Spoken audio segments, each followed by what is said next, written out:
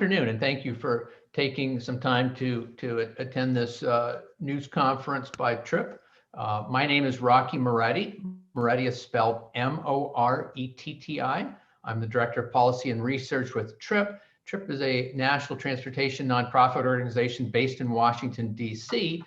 Our organization, which is supported by a coalition of manufacturing, insurance, construction, labor, and engineering organizations, are advocates for a well-maintained, efficient, and safe transportation system. And we do that by providing the latest data on the condition and the performance and the safety of our transportation system. The format today is after I walk through what's in the reports. We're going to hear from Elizabeth Carey, who's with AAA Western and Central New York, and then from Seth Piccirillo, who's the Senior Manager of Economic Development with the Buffalo-Niagara Partnership. After those comments, if anyone has questions, and we certainly encourage questions for any of the panelists, there's a function on Zoom that allows you to indicate that you have a question, and then Carolyn Kelly on the TRIP staff is moderating this today's discussion. And if you have a question, then you'll become a panelist so that we can hear from you and hopefully see you if you're willing to turn your camera on. And you can ask your questions. This report, New York Transportation by the Numbers, is a report that TRIP has put together by gathering the latest data statewide and also regionally on road and bridge conditions, on traffic congestion levels, and traffic safety. The report finds that the average motorist in the Buffalo-Niagara area is spending an additional $1,765 annually in the cost of driving on rough roads, which is beating up their vehicles, the value of lost time and wasted fuel due to delays caused by traffic congestion, and the cost of serious and fatal traffic crashes in which the lack of adequate roadway safety features were a contributing factor. The report finds that the average motorist in the Rochester area is spending an additional $1,626 annually in the cost of driving on rough roads, which is beating up their vehicles, the value of lost time and wasted fuel due to traffic congestion, and the economic cost of serious and fatal traffic crashes in which the lack of adequate roadway safety features were a contributing factor. The report also looked at road conditions, and these are roads maintained by, these are major roads. So these are essentially the roads you're driving on once you've left your neighborhood, and they're maintained by local and state governments. The TRIP report finds that in the Buffalo area, 17% of major roadways are in poor condition and 21% are in mediocre condition. The TRIP report finds that in the Rochester area, 12% of major roads have pavements in poor condition and 19% are in mediocre condition. The report also looked at bridge conditions. The TRIP report finds that in the Buffalo area, 8% of the region's bridges are structurally deficient. These are bridges in immediate need of repair and in some cases replacement. The report finds that in the Rochester area, 8% of the region's bridges are structurally deficient and are in need of immediate repairs or in some cases replacement. This year, the COVID-19 pandemic has obviously had a massive impact on travel across the country and also in New York. Obviously, that impact continues, and hopefully we look into next year, we start to see ongoing economic recovery and a full recovery of economic and personal activity. In New York State, at the height of the travel loss due to the pandemic in April of this year, vehicle travel in New York State was down 45% from the previous April. By this September, vehicle travel had rebounded till the point it was 10% lower than the previous year. And we anticipate that we'll see sometime next year that vehicle travel has returned fully to the level we saw pre-pandemic. The report finds that in the Buffalo area, the average motorist is spending an additional 48 hours annually stuck in traffic and wasting additional 23 gallons of fuel due to traffic delays caused by traffic congestion. The report finds that in the Rochester area, the average motorist is spending an additional 40 hours annually stuck in traffic and wasting an additional 20 gallons of fuel due to traffic congestion. The report also looked at traffic safety. We know that when reasonable and cost-effective safety measures are put in place, things as simple as adding rumble strips, adding turn lanes at intersections, improving lighting, improving the quality of bike lanes and also pedestrian facilities, all of these have a significant impact on improving traffic safety and reducing traffic fatalities.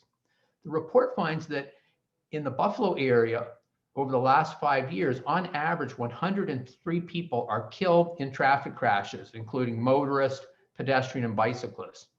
This is a tremendous loss, and it's a number that we know we can improve if we're willing to make the investments that are necessary.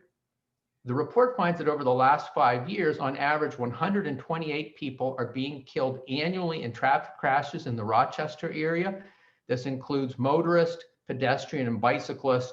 And we know that these numbers are far too high and can be reduced significantly if we invest in making our transportation system safer. Finally, the report notes that $1.3 trillion worth of goods are shipped annually from and to sites in New York State. They're absolutely vital to the state's economy, and particularly during the pandemic, we've seen how critical that supply chain is. The latest data indicates that the value of that freight movement is going to increase by 145% in New York by 2045. So it's absolutely critical that as the state looks at economic recovery, that part of that recovery is the adequate investment in its transportation system to keep people safer, to make the system more reliable, and to also make sure we're maintaining that system. That's going to require additional funding at all levels in government, including local and state governments, but also from the federal government. And as we point out in the report, the Federal Surface Transportation Program, a critical source of highway and transit funding in New York, expires September of 2021. So it's going to be absolutely vital that the next Congress aggressively moves towards putting in place a long-term federal program that's adequate and reliably funded. Thank you. We're now going to hear from Elizabeth from AAA. Thank you very much, Rocky. Well, AAA sees firsthand the challenges that motorists face when traveling on these poor road conditions. So our AAA crews respond to nearly 60,000 flat tire calls every year in Western and Central New York alone. They're costly and they're troublesome to drivers. So by investing in infrastructure improvements, motorists will have a much safer experience on our area roadways. We applaud Senator Kennedy for his efforts to improve traffic safety across New York. New York did make historic investments in the last capital plan of $6.1 billion, but obviously challenges continue. Many cities don't have the tax base to support infrastructure, and this pandemic is only going to complicate things further. So we need to continue to make this a priority. We know that winter takes a toll on Western New York roadways every season, and we see those pothole patrols out and about every March. This is something that we need to attack and be proactive about. The topic has to remain, of course, at the forefront across this region. So as an advocate for traffic safety, AAA supports initiatives to provide safe roads and bridges for all motorists. Everyone deserves to travel on safe roads, and it shouldn't be a concern or a worry for them. The fact that the TRIP study shows that motorists in Buffalo-Niagara are spending $1,800 annually, while Rochester motorists spending $1,600, it's simply unreasonable. So the TRIP findings reinforce the need for a long-term reauthorization bill in 2021 that would provide increased federal funding for New York and also the nation's infrastructure as a whole. So AAA urges Congress and the incoming administration to prioritize transportation investments. Again, it has to be a priority. We have to ensure safe, efficient, and reliable mobility right here in New York and also across the country.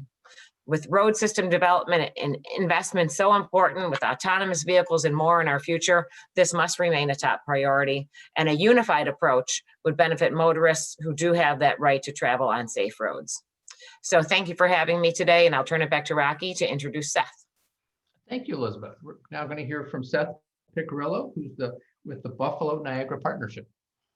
Thanks so much, Rocky, and thank you for letting us participate today.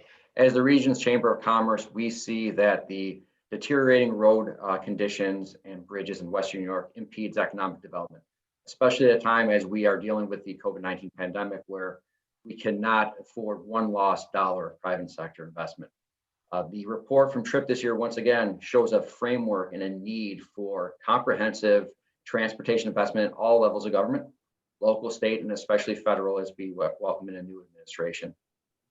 Western New York just simply cannot afford to lose any of those minutes, those dollars, those fuel costs.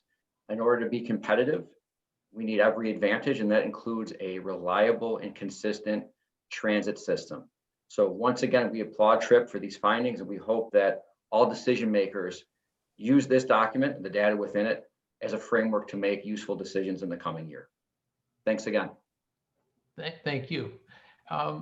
We're now, if there are any questions, and we can kind of take a minute if anyone wants to direct a question to any of us, we're certainly happy to take those questions, and also certainly TRIP will be available throughout the day if later in the day there are any follow-up questions, or if anyone desires a one-on-one interview, we can certainly do that as well.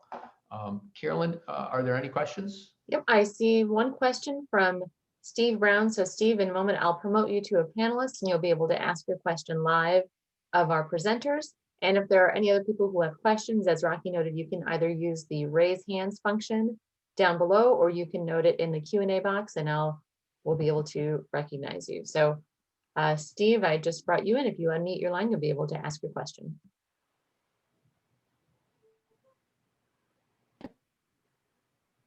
Terrific, and I appreciate it. This is for everybody. It seems like, particularly because of COVID, every branch of government, local government, state, county, local, is under significant financial pressure. Does this, in the minds of all of our panelists here today, is this put more emphasis on the federal government to do more to support local infrastructure repairs and building? Because it doesn't look like most communities, most local governments will be able to afford much more than rather meager investments in roads and bridges and in other infrastructure repairs. Well, if I could start, and then Elizabeth and Seth can join in. I mean, what we're seeing, and we're active in almost every state across the country, certainly at the federal level, as they look at economic recovery last year, investment in infrastructure has always been a significant part of that. You go back to the 2008 recession, where additional funding for infrastructure projects were an important part of moving forward. And you're right, state and local governments are a challenge right now with their budgets. But what we're seeing at the state level is a recognition, again, that at the very least, holding the line on infrastructure investment is critical, and even looking at keeping additional resources are going to be part of working our way out of this. Certainly, when you have funding challenges, a lack of investment in your core infrastructure is not going to be helpful as you try and move out of that. So certainly the federal government is in a critical position to look at those additional investments, and state and local governments, I think, have to recognize the importance of infrastructure. As we pointed in the report, it supports numerous jobs in the initial phase of making those repairs, but in the long term, numerous jobs in New York State rest on the quality of a good transportation system. Elizabeth or Seth, either of you wanted to add anything to that? I would just say at all levels of government, deferred investment in transportation, especially in a cold weather area, increases the cost. So that's why it's so important to have consistent investment.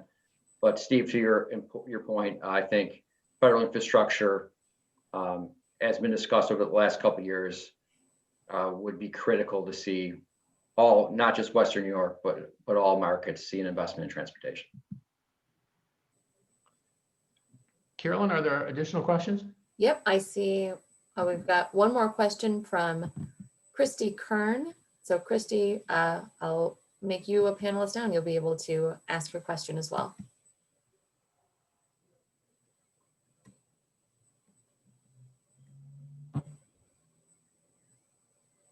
There we go. Christy, you can go ahead.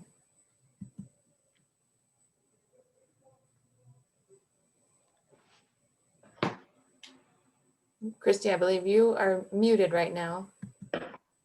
Hello, can you hear me? Yes, Yes. go ahead. I'm wondering if somebody can just explain and detail the specific repairs that the funding would go toward. Well, for example, there was an interesting report last year looking at the nation's major highways, particularly the interstate system, which generally is kept in better condition than pretty much any other major infrastructure just because of the vital importance of it.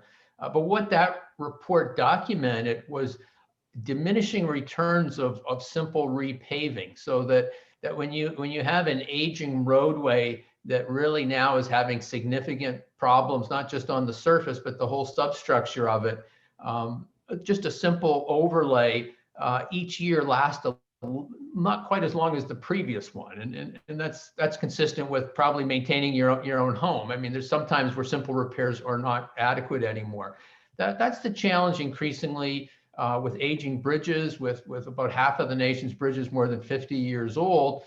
So they're coming due for significant repairs, and that's starting to seep into our major roads and highways and city streets, where the simple, at least costly methods aren't always going to be adequate. And so that's really the challenge. And I think the previous question highlighted this huge fiscal hole that we find ourselves in due to the pandemic.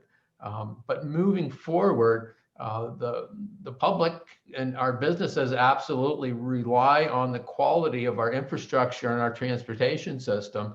And so it's really going to require a dialogue between elected officials, transportation officials, and the public in terms of it's going to take significant investment. But as our report points out, in New York State, when you don't make that investment, it's costing the public $26 billion annually.